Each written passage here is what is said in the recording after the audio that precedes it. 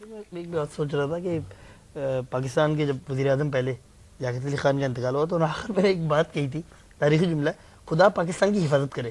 ان کو یقین ہو گیا تھا اس وقت تھی یہ حالت 1949 50 یا 51 میں شاید ان کا انتقال ہوا, پنڈی میں جو ان کو شہید کیا گیا تھا 40 ایسی تھا. اس وقت بھی ان کو یقین تھا کہ اس قوم کا یہ تھا, اس قوم کا خدا ہی حافظ ٹائپ کا تھا. وہ غلط انٹرپریٹیشن پتہ نہیں, وہ پتہ نہیں کس کی بدوا لگ گئی. بہرحال یہ ہے کہ بہت سارے لوگ بیٹھے ہوئے آج بھی, مہمان ہمیشہ ہوتے ہیں. اور اس بار ہمارے پاس پاکستان کے it won't be wrong to سے فاسٹسٹ گٹارسٹ جو ہیں وہ ہیں, اور ان کا نام ہے فراز انور. ان کے ساتھ بیٹھے ہوئے ہیں ایک بہت مشہور ڈرمر عرفان. ایسے عرفان چارلی کٹ کرے, عرفان چارلی نام تیرا اصل کیا ہے؟ عرفان واٹ؟ یار اصل میں سین یہ تھا کہ میں جس اپارٹمنٹ میں رہتا تھا نا بچپن میں, میرے بڑے بھائی کے دوست تھے. ہاں, وہ جو ہے نا مجھے چارلی چارلی بولے, ٹھیک ہے, صرف وہ ویسے ہی کافی تیز کام کرتا ہوگا نا. چارلی کیا وہ انہوں نے ویسے ہی نام پھینکتے ہوں گے, چارلی لے کر آ. نہیں ویسے انہوں نے نام رکھ دیا. تو اس زمانے میں میرا ایک بینڈ بنا, تو وہ بینڈ جو تھا نا بہت برا تھا. وہ میں نے ان کو چھوڑ دیا. تو میں نے کہا میں نہیں بجا سکتا. وہ میرے گھر پہ آگے بیلیں بجاتے تھے. تو وہ انکل جو ہے نا وہیں بیٹھے رہتے تھے, کہہ رہے کس کو پوچھ رہے ہو, چارلی کو. تو نے کہا اچھا بیٹے چارلی نام ہے, چارلی نام پھیلا دیا. تو چارلی اصلی نام کیا ہے؟ عرفان احمد. عرفان احمد. عرفان احمد. عرفان ابا کیسا لگتا ہے چارلی جسے بولتے ہیں کہ عرفان چارلی؟ چارلی ابھی بھی چارلی لگا ہوا نام. نہیں نہیں, اصل میں جو جتنا بھی میوزک کا سین ہے, گھر والے تو ان کو پتہ ہی نہیں ہے, کبھی کانسرٹ نہیں دیکھا آج تک انہوں نے. نہیں دیکھا. ہاں وہ تو عرفان احمد. بیگم کبھی بھی نہیں لے کے گیا کبھی؟ بیگم کبھی لاسٹ ٹائم لے کے گیا تھا بس پہلی دفعہ. بیگم کو تو مجھے پتا ہوگا, گھر والوں کو کہنا نہیں پتا کہ کیسے.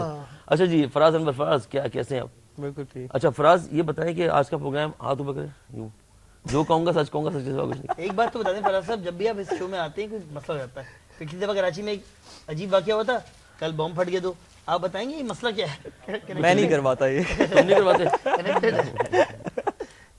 اچھا فراز آپ کی عمر کتنی ہے؟ ارے عمر چور ہے بھائی یہ بندہ, ہے نا؟ ہاں عمر 33. اچھا, اور شادی تمہاری کب ہوئی؟ 5 سال پہلے, 8 سال, 5-6 سال پہلے. 1 سال پہلی شادی. 2 ہو گیا, 2 شادیاں تمہاری.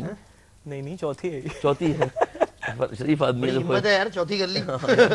ہم ایک میں سے ہی جو ہے اسی میں پی ایچ ڈی کر رہے ہیں.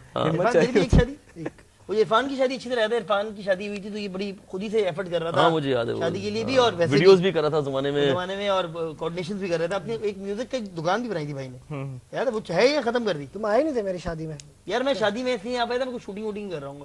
ہمارے یہاں یہ ہوتا ہے, ہم اپنی شادی میں پہنچنا بڑی بات. تم دیکھ کہاں سے رہے تھے میری شادی میں نے, تم آئے تھے مجھے یاد ہے, میں ملے تھے, ہم ملاقات ہوئی تھی. پتا ہے میری شادی ہو رہی تھی. نہیں اس سے پہلے, لیکن تم جب کارڈ وارڈ آگے پیچھے کر رہے تھے تو مجھے اچھی طرح یاد ہے. اس وقت مانی کا آنا نہ آنا اتنا وہ نہیں تھا شادی کے ٹائم پہ. اب آئے نہ آئے تو فرق پڑتا ہے. اچھا یہ بتائیے کہ پاکستان کے فاسٹسٹ گٹارسٹ ہیں آپ کے خیال میں؟ پتہ نہیں یار, دنیا کہتی وہ کچھ کمپٹیشن لوگ کہتے ہیں, کچھ لوگ کہتے ہیں. اچھا عامر ذکی کے بارے میں کیا خیال ہے آپ کا؟ وہ صحیح گٹار اچھا کتاب ہے, صحیح بس یہ بات ہے کہ عامر ذکی بھی اپنی دنیا میں رہتے ہیں. آپ بھی کے بارے میں یہی مشہور ہے بھائی, آپ اپنی دنیا میں رہتے ہیں. سارے میوزیشین ایسے ہی ہوتے ہیں. کیوں ایسے کیوں ہوتے ہیں؟ شالم بھی شاید اپنی دنیا میں رہتے ہیں. یار جو میوزک کر رہے ہوتے ہیں اس میں کافی اس کو ڈیپتھ میں دیکھنا ہوتا ہے, اور سنتے بھی ہیں, تو شاید اس وجہ سے. چلو لیٹس اسٹارٹ دی کوسچننگ سیشن. اچھا شادی کے بارے میں بات کریں گے؟ نہیں میں بات کروں گا گٹارنگ کے بارے میں. یہ پروفیشن, یہ کیا پروفیشن ہوا یار؟ مطلب بہت سے لوگ اس وقت دیکھ رہے ہیں اور بہت سے لوگ سوچ رہے ہیں کیا یہ کیا پروفیشن ہے, یہ کیا کرتا ہے بیٹا؟ گٹار بجاتا ہے. اس کے علاوہ کیا کرتا ہے؟ گٹار بجاتا ہے. ٹھیک ہے, تو بیٹی کیسے دیں گے بھائی کسی کو اس طرح؟ کیسے ہو سکتا ہے یار؟ یا تو ہوتا ہے چلو یہ بھی بہتر ہے کہ کیا کرتے ہیں جی بینڈ ہے ان کا, ہاں اچھا یہ کانسرٹ وغیرہ کرتے ہیں, اچھا ٹھیک ہے, سنگر ہیں, چلو ہاں ٹھیک ہے. گٹار بجانا کیا پروفیشن ہے یار؟ یہ کوئی پروفیشن ہے؟ کیوں نہیں اس ملک میں, اس ملک کا, اس ملک میں کیونکہ میوزک کی اتنی اویئرنیس ہے نہیں لوگوں کو نا. کیونکہ بچپن سے جب آپ کر رہے ہوتے ہیں میوزک, اسکول جیسے باہر ہوتا ہے, تو لوگ وہاں پہ کیوں مانتے ہیں کہ یہ پروفیشن ہے؟ اس لیے کیونکہ وہ بچپن سے دیکھ رہے ہوتے ہیں, میوزک کا پیریڈ ہوتا ہے, اس میں پڑھ رہے ہوتے ہیں میوزک سیریسلی, پھر بعد میں بھی اس میں بیچلرس کرتے جا کے, پھر اس میں ماسٹرس بھی ہوتا ہے. تو اس طرح لوگوں کو پھر پتہ لگتا ہے کہ ہاں یہ ہے, کوئی ڈگری مل رہی ہے, کوئی یہ تو ہونا چاہیے نا. ہاں یہ ہونا چاہیے. ہمارے یہاں جو ہے نا یہ شارٹ کٹ ہو گیا نا. تو نہیں مطلب میوزک سین شروع ہوا نہیں تھا کہ چینلز آ گئے, اور چینلز نے بس تھوڑا جو ہے سارے چلانا شروع کر دیا. تو وہ کہیں آدھی بات ہے. ابھی کچھ لوگ سمجھتے ہیں کہ ہاں یہ پروفیشن ہے, کچھ لوگ سمجھتے ہیں کہ نہیں ہے پروفیشن. یہ آپ کے خیال میں پروفیشن ہے؟ میرے خیال میں پروفیشن ہے. But isn't a profession something that gives you some kind of a steady income? कोई स्टडी इनकम होती है ना कि एक होता है कि यार मैं इतने पैसे घर लेके आता हूँ इस प्रोफेशन से, भले मैं कारपेंटरी करता हूँ या मैं टैक्सी करता हूँ, जो भी, इट्स अ प्रोफेशन। इस प्रोफेशन को क्या बोलेंगे, ये क्या इस किस तरह से? ये सिर्फ देखो, ये सिर्फ म्यूजिक में नहीं है। अगर कोई आर्टिस्ट है, ठीक है, पेंटर है, वो फ्रीलांस काम करता है, बेसिकली फ्रीलांस काम की बात हो रही है, जैसे हम करते हैं, ठीक है। फ्रीलांस काम जो भी करेगा उसमें आपकी इनकम जो है कभी स्टडी नहीं होगी। लेकिन आप जो काम करते हैं इसमें तो जिनके लिए आप बजा सकते हैं वो तो हैं ही। मैं जो हूँ, मैं सिर्फ गिटार प्लेयर नहीं हूँ। अगर मैं यहाँ पे सर्वाइव कर रहा हूँ तो मैं म्यूजिक प्रोडक्शन भी कर रहा होता हूँ, बैंड्स के लिए काम कर रहा होता हूँ, या और सोलो आर्टिस्ट हैं उनके लिए काम कर रहा होता हूँ। बड़े बड़े बैंड्स के लिए इन्होंने काम किया, मैं जरा नाम भी लेना चाहूँगा बहुत। शुरू करते हैं आवाज़ से, फिर उसके अलावा अली हैदर भी हैं, रेड जोन भी हैं, उसके आलमगीर हैं, कोलाज हैं, उसके अलावा फिर कैसे फाखिर हैं, फरिया परवेज भी हैं, फ्रिंज बेनिफिट्स भी हैं। इनको प्रोड्यूस किया है इनमें कुछ के लिए प्रोड्यूस किया, कुछ के लिए प्रोड्यूस किया, कुछ के लिए जो है सिर्फ सेशंस बजाए मैंने, सेशंस बजाए।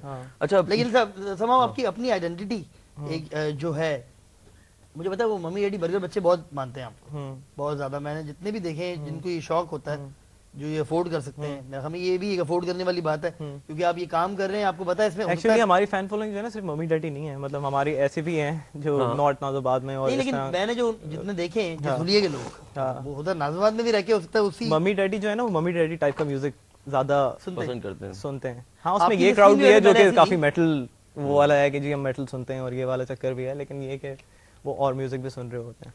चलिए let's indulge in your music taste. हाँ, चलें इस पे बात कर लेते हैं। सब बैकग्राउंड में जाते हैं। फराज अनवर, मुझे फराज की बैकग्राउंड इस तरह याद है कि फराज बहुत छोटे थे, मेरे ख्याल है फराज की उम्र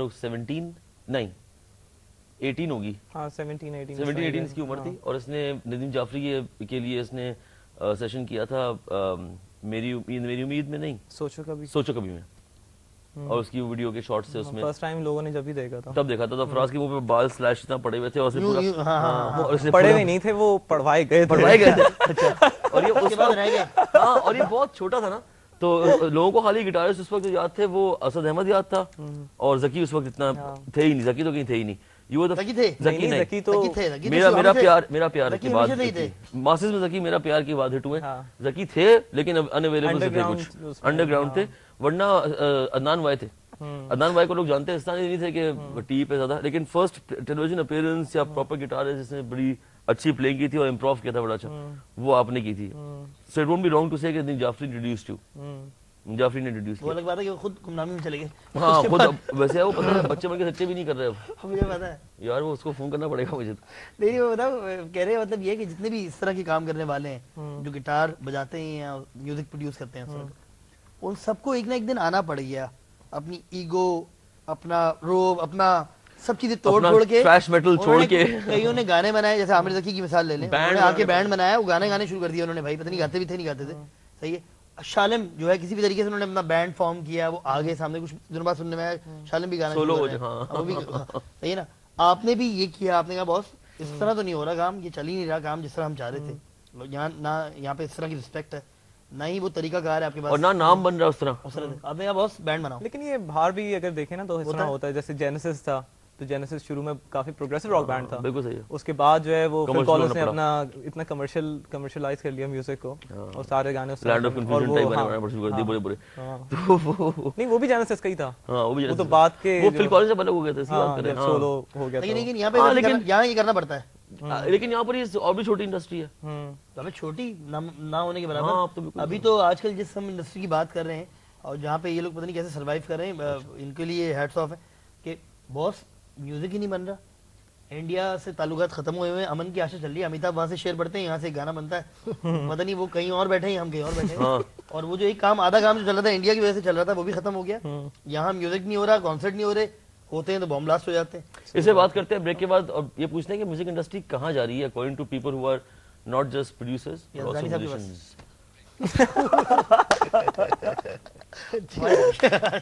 यस, दानी साहब के पास जा रही है।